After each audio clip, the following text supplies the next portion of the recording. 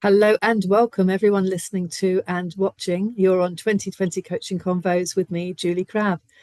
If you've already listened to Case by Case Series 5, you will know that I'm hosting conversations with guest coaches to talk about reflections from cases in their coaching practice.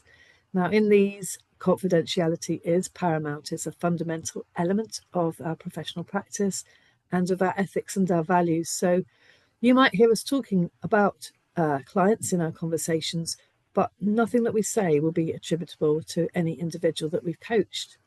So, case by case, it's all about exploring what we've learned. And the learnings might come from case studies or techniques, or maybe even people or companies with whom we've worked. So let's see what emerges today. And this week, my guest is Meenu Mathew of Coaching with Meenu. She is a qualified life coach who works with adults who need support with work-life balance. Gosh, that's a hard thing to say for me this morning. Work-life balance and relationships and health and well-being, procrastination and career challenges. So welcome, Meenu Mathew of Coaching with Meenu. Thank you so much, Julie. That was such a warm welcome. It's my pleasure being here, and thank you for inviting me over the podcast. You're most welcome. It's lovely to have you here, Meenu. Now, I am intrigued about I think it's like a mobile that's hanging behind you. Can you tell us a bit about that? Oh, yeah. So this is, so I have some, like, some, wordings of be positive, be kind, stay humble. So, yeah, I have little kids at home. So just to reiterate, this is what we need to follow as a human being. We need to do Absolutely. this. Yeah. Works for children and for adults, doesn't it, too? Yes, yes. So, Perfect. yeah. So, Meenu, I know you've recently qualified, and I was so impressed to see with distinction Oh, as a yeah. professional performance coach with the Coaching Academy. And you're also DISC certified. And I Yes. know you're in the process of launching your business. So, could we first start, Meenu? Because I always find this fascinating to hear the journeys that people have made to get into coaching. How did you become attracted to coaching? Yeah. So I have always been very interested in people. Always wanted to do something that dealt with people, that would help people. So previously, I was an HR professional, and so I have worked quite a few years in the corporate world as well. So when I was there, I mean, I joined HR just thinking, that kind of dealt with people. But when I was into it, I kind of knew like this is not what I was looking for, or this is not what I thought it was. So yeah, so then I had to take a break because my kids were little. Like I said, I have two little kids, so I took a break, and then we kind of moved to London from India. All that happened, and then yeah, and then finally I was trying to research on what I could do that which I could which I would feel the sense of fulfillment, the sense of satisfaction that yes, I did something to help and that help people and dealt with people. So that's how I came across coaching. And Okay. the more I got to know about it, and the more I'm knowing now, it keeps on reiterating that yes, I am in the right place and doing the right thing that I wanted to always do. Yeah. Amazing. I mean, the way you describe it, it almost sounds like falling in love, Mina. It's quite You lovely. kind of, I'm loving what I'm doing. So, yes. Yes. Yeah. Good stuff. And so we're going to focus on two particular cases today, I think, Mina, aren't we? And I'm interested to see what we can know about these cases in relation to coaching for both people who are interested in having coaching themselves, but also for us as coaches, because there's always stuff that we can learn from each other. So maybe there's something in there about you and your and and the way that you practice, maybe your techniques, maybe about the client and how they respond to the way that you are. But let's just see what comes out. So, where do you want to start? Do you want to take each case by case, Meenu? Okay, yeah, I'm Mm, happy to do that. okay. So right now I have like kind of just launched my business, and I have been, you know, as part of my practice, I have been coaching with quite a few people, And I have even joined groups with the coaching catalysts, or even like there are, as coaches we have certain groups, a lot of groups of coaches. Mm. So to be specific, with South London, group of coaches. So so I was a part of all of that. I still go in for whenever they have their online meetups. So in that case, the first case which I want to talk about is, so we were in a session where we had the observer, coach, and a coachee. Okay, yeah. So yeah, so I was the coach there, and so the coachee came up with something that she was struggling at her workplace, and she was disappointed with what happened, and she was just not. She didn't expect or see that coming, so she was quite disturbed at that on that session when we were like meeting. So we kind of digged in as we got into the session. We digged into what her goal was, and things like that, and then everything happened, and then I kind of just asked her one question which completely changed the way she thought.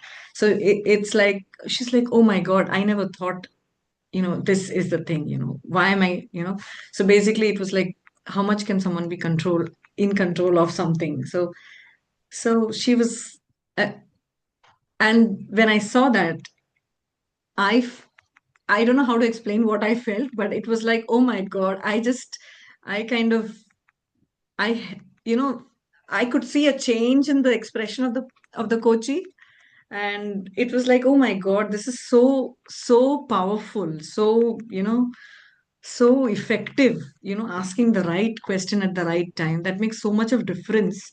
Mm, You know, so absolutely. uh, I don't again, like I said, it was just reiterating in me. Oh yes, I kind of I could I don't know how to explain the pleasure of what as a coach I could do.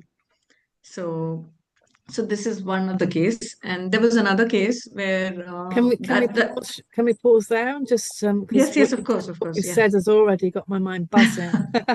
So I suppose firstly we ought to say to anybody who's thinking about coaching that the three-way that you've described with an observer, that's for training purposes for Yes, us, yes, isn't yes, it? yeah. Not it wouldn't be a typical coaching No, no, session. no, So definitely not. there Yeah. wouldn't be a third person in the room in a coaching session. But so just to clarify that. Um, but what you said about digging into the goal, could you say a little bit more about how you did the digging into the goal?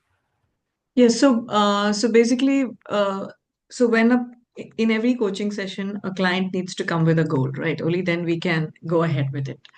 So when she was talking about her goal, so we as coaches try getting deep into it, asking what exactly is it that uh, that's leading her to get into this. Like, by when does she want to achieve? By what is it? And then, so gradually after the goal, then when we went into the reality section, is when she realized, oh yes, this is the actual truth. This is what is actually happening, and I don't know what I'm thinking. That way. That was her shift. Like, why am I thinking like that when this is what is the case?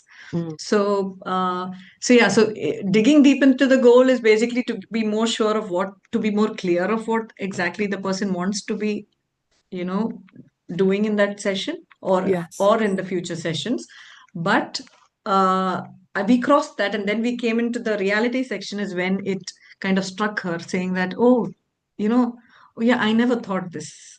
Even though it was there, but it was not there. It was in that state. So I never thought of this. So Yes. yeah, so That's yeah, so amazing. And I've had so many experiences where either I in a coaching session or a client in a coaching session has has felt very clear about what they're bringing to the session as something they want to work on, and then it transpires as mm, as you described it, dig into the goal. mm, That that's not the thing at all. It's just what maybe our consciousness has brought as an issue, and at the back of that is something usually much more profound, much more important, much more significant, and in the yes. moment. Yeah, yeah. So just thinking about what you did there to enable the person to make the shift. Do you remember what the question was that you asked, Meena? Was that So a hard ask?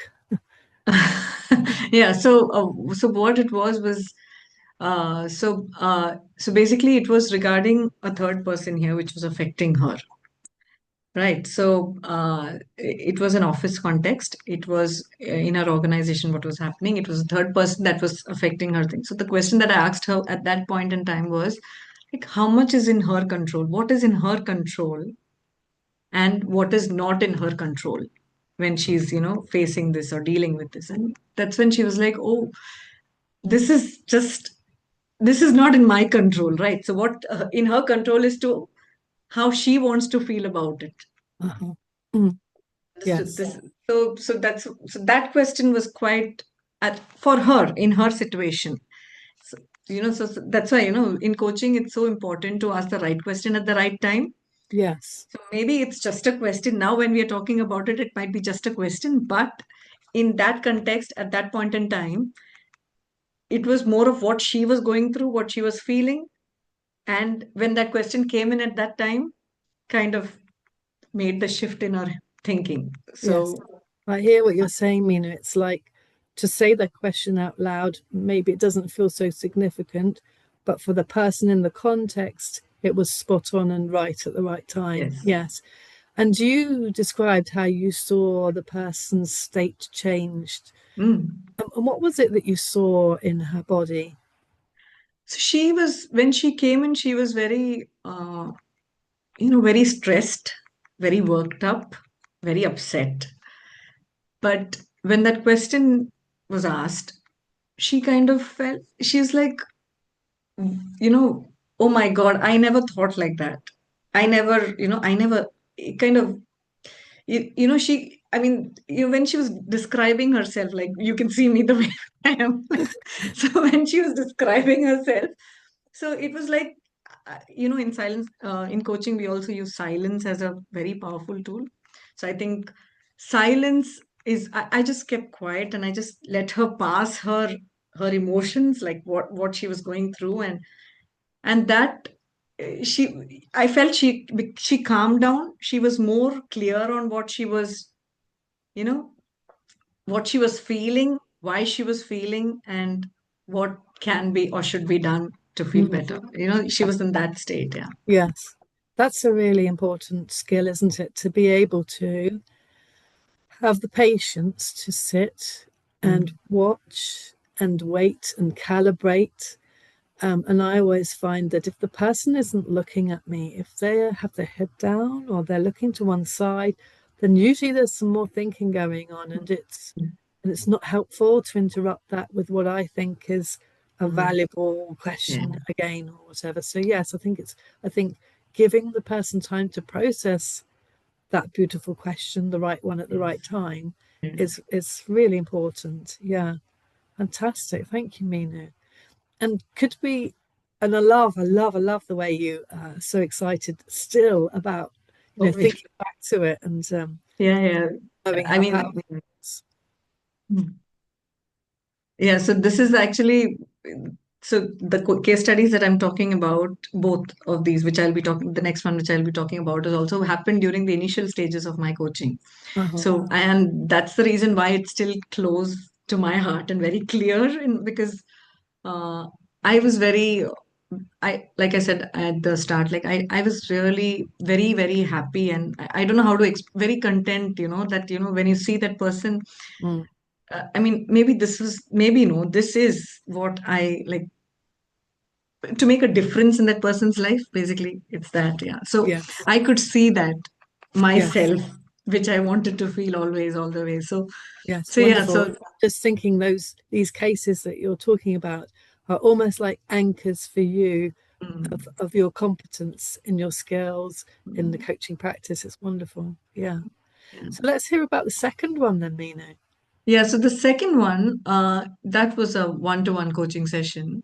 She came up with a goal for the session. Okay. And there again, here is where we were like in the goal section itself, where we kept on digging, like, by when, what is so important to her about it, why, what is motivating her, and things, where we kept on digging into what she actually wants.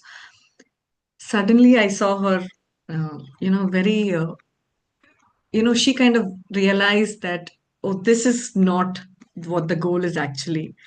It is something else which is there beneath this and which needs to be rectified first, which needs to be corrected first.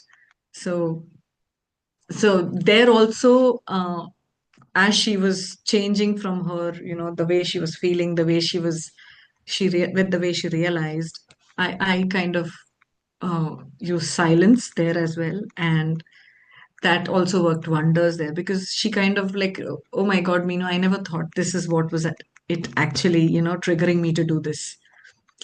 So maybe I need to work on that first, and then, Uh-huh. yeah. And when you're using silence, Meenu, I mean, again, it's something that we have to learn to be comfortable with. Mhm. And what are the problems with silence for both the client and for the coach, in your view? The problems. Mm.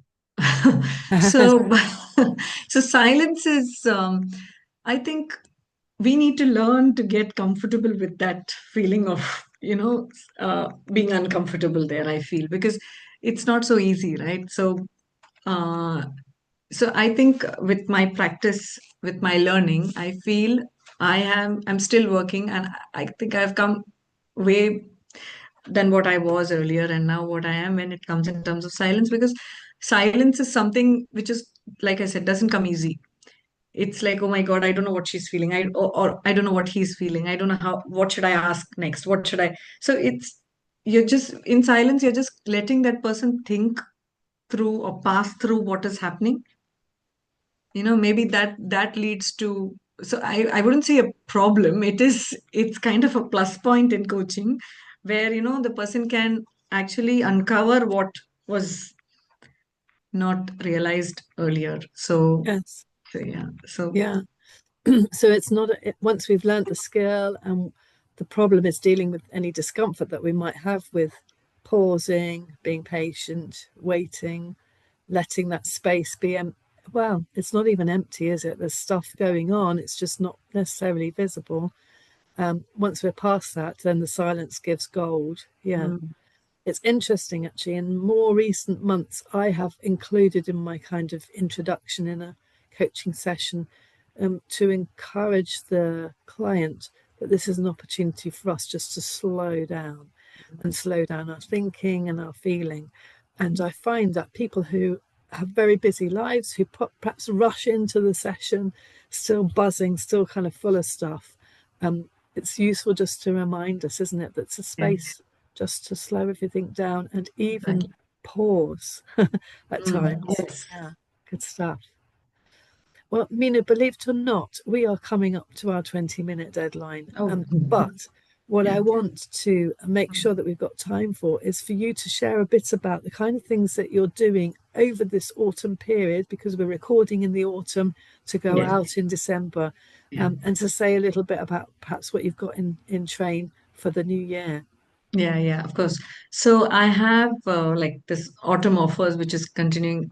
I'm focusing on one-on-one, one-to-one sessions right now. So I have autumn offers running. Also, something coming up in December. So, like you said, as you know, we this will be aired by the time we are done with that. So, so yeah, I do have in the pipeline for the New Year's. That's when people come up with new resolutions, where people want to make a change. So yes, so I have offers coming up for January as well. So if they are interested, they can like get in touch with me through my website, which is coachingwithmeenu.com. And also my email is connect@coachingwithmeenu.com. I think we'll be mentioning it in the description below. Wonderful. Yes, I'll certainly make sure that's in the episode description. And Meenu, can you just say a little bit more about your niche? Who do you especially want to work with? Yeah, so I work with adults who are actually struggling with work-life balance, with who have faced career challenges, who's facing stress related to the balance or the career challenge, and even who wants to include physical fitness with in their lives, and also with relationships. So people struggling with relationships. So basically, I'm working with people who, in their personal side of things, that they want to change as a Mm, holistic kind of, yeah, thing. Yeah. yes, that makes sense. And actually, as you were talking about that, I could hear It's the things that we connect with, isn't it? Our work, our family, our friends, Yes, exactly. So ourselves as well. yes, yes, Yeah. yes, exactly. So me, I have been like I've lived in three continents, and I have met three different, I mean, different types of people all over. So I think that's what has always and always, has made me different cultures, different thinkings, different beliefs, different values. So yes, so I think that's what is helping me as well into making me able to ask, like, make a change in their lives. Mm. Yes, because you've got a multicultural understanding. That's brilliant. Yeah.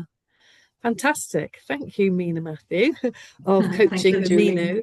Oh. It's been so great to hear you share your Thank you, reflections Julie. as a Thank you so coach. much. Thank you. And thank you to listeners and watchers. If you like what you see and hear, please like, subscribe, and share.